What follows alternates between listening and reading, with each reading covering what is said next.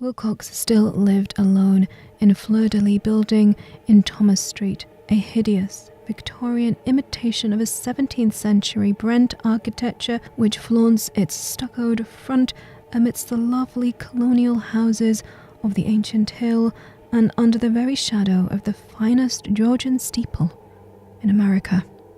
I found him at work in his room and at once conceded from the specimens scattered about that his genius was indeed profound and authentic. He will, I believe, sometime be heard from as one of the great decadients, for he has crystallized in clay and will one day mirror in marble those nightmares and fantasies which Arthur Machen invokes in prose and Clark Aston Smith makes visible in verse and in painting.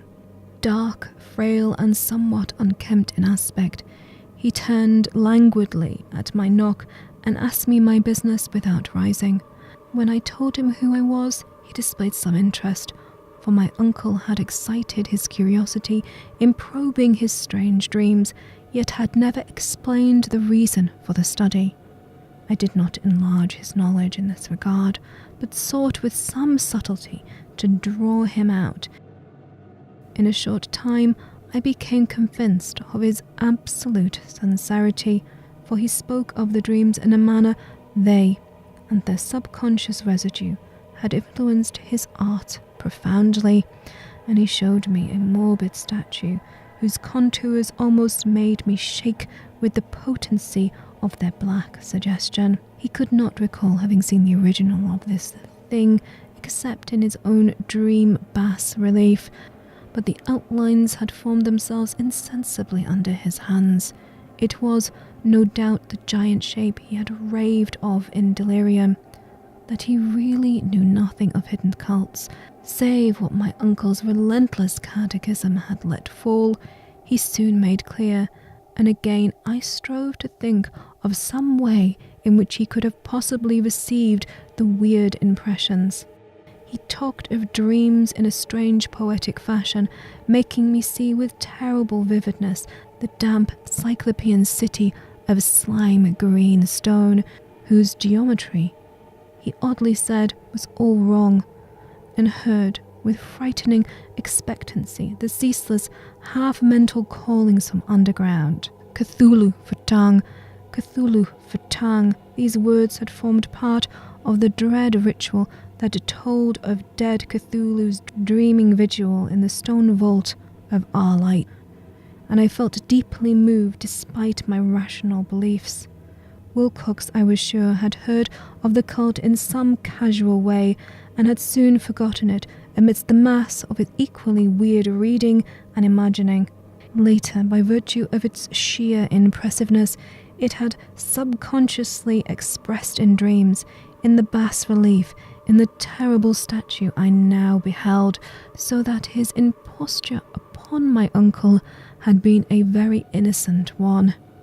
The youth was of a type, at once slightly affected and slightly ill-mannered, which I could never like, but I was willing enough now to admit both his genius and his honesty. I took leave of him amicably and wished him all the success his talent promised.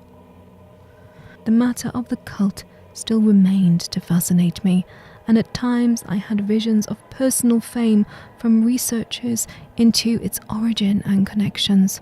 I visited New Orleans, talked with Legrasse and others of the old-time raiding party, saw the frightful image, and even questioned such of the mongrel prisoners as still survived. Old Castro, unfortunately, had been dead for many years.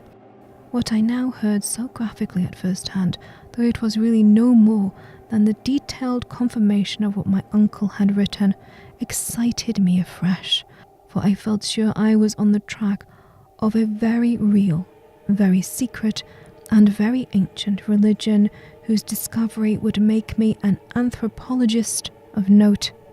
My attitude was still one of absolute materialism, as I wish it still were, and I discounted with almost inexplicable perversity the coincidence of the dream notes and odd cuttings collected by Professor Angal. One thing I began to suspect, and which I now fear I know, is that my uncle's death was far from natural. He fell on a narrow hill leading up from an ancient waterfront swarming with foreigners. After a careless push from an African sailor, I did not forget the diverse and marine pursuits of the cult members in Louisiana, and would not be surprised to learn of secret methods and poison needles as ruthless and as anciently known as the cryptic rites and beliefs. Legrès and his men, it is true, had been let alone, but in Norway, a certain seaman who saw things is dead. Might not the deeper inquiries of my uncle, after encountering the sculptor's data, have come to sinister ears? I think Professor Angal died because he knew too much, or because he was likely to learn too much. Whether I shall go as he did remains to be seen, for I have learnt much now. Thank you so much for watching my video. If you enjoyed it, please thank Ada, Molinai, Hain, Darkgriever, Sandrake, and all my wonderful patrons, without whom I would be unable to dedicate the time, effort and resources I do to all my channels. I can never thank them enough.